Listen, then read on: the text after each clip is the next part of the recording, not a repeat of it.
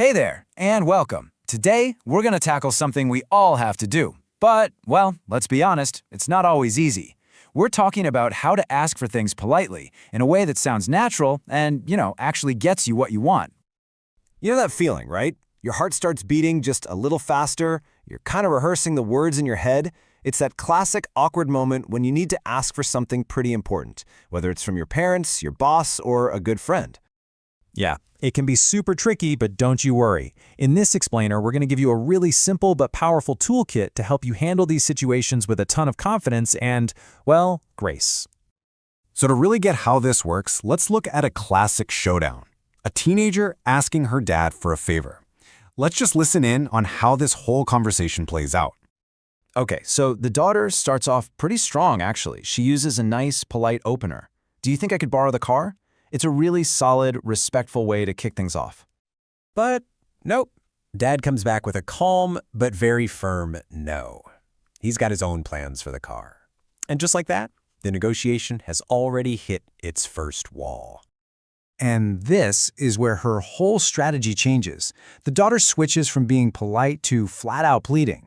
She brings in all the drama, the concert, the boy, the social pressure, hoping that emotional appeal will make him give in. Dad is not impressed.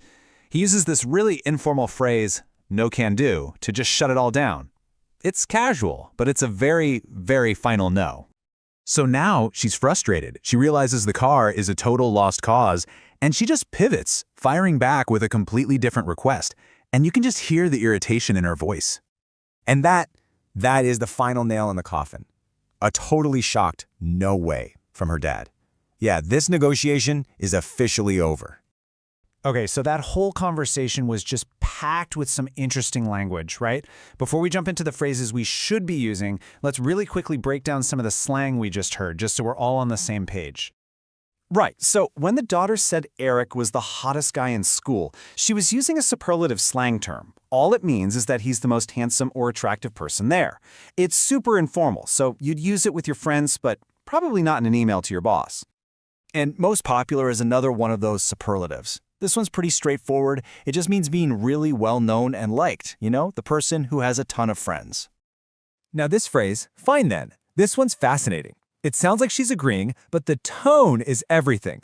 It's what you say when you're kind of forced to go along with something, but you are not happy about it at all. Just think of it as a really reluctant, kind of angry, okay. All right, now that we've decoded all that drama, let's get to the main event. Here are the 3 key phrases that are going to make asking for anything feel so much more natural and polite. This is your brand new toolkit. So here they are. I was wondering, do you think I could, and would you mind? These 3 phrases, they're like your secret weapons. The daughter actually used the second one right at the start. What makes them so powerful is that they're indirect. They frame your request as a question, which gives the other person room to say no without it feeling like a big confrontation. And funnily enough, that actually makes them more likely to say yes. But hold on, let's zoom in on that third phrase for a second. Would you mind?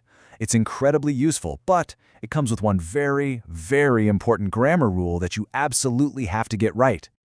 So here's the crucial rule, okay? After would you mind, you must always use the ing form of the verb. Always. It's would you mind giving me, not would you mind to give me. And as you can see right here, it's a super simple switch, but getting this right is the key to sounding totally fluent and natural. So, you've got these power phrases in your back pocket. Now what? Where can you actually use them?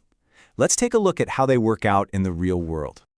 And this is so important. These phrases aren't just for, asking your dad for the car. They are unbelievably effective in professional settings. For example, asking your boss, I was wondering if I could take Friday off, just sounds so much better than, can I have Friday off? It immediately shows respect and professionalism.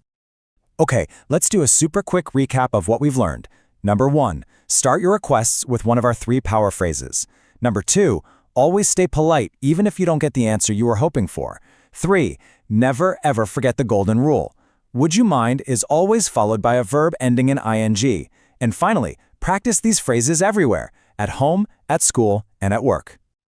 So there you have it, a really simple but incredibly powerful way to make polite requests. You've got the tools now and you totally understand the rules. The only question left is, what are you going to ask for?